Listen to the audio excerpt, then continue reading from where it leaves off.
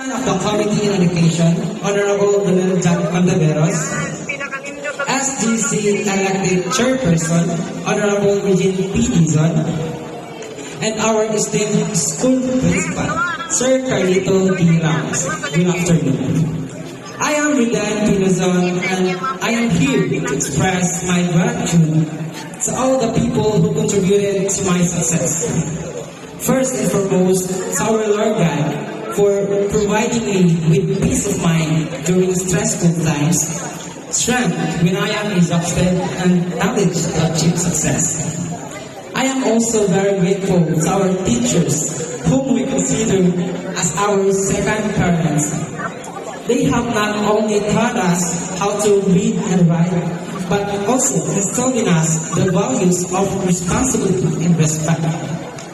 I vividly remember one of our teachers said, "No matter how intelligent you are, if you're not respectful to others, then that intelligence is in vain."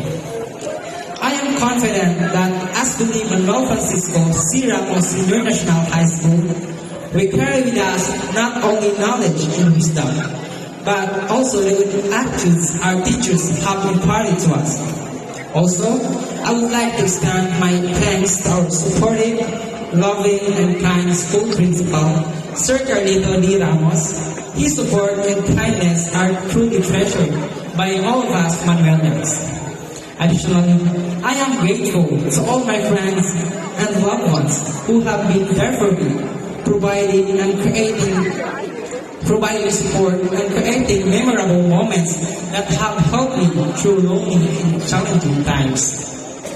Last but not the least, I want to express my deep appreciation to all the parents who work tirelessly to support their children at school, especially my mama, who works abroad for our better future and is always proud of me. Whether my go back. I once remember when she said that you know,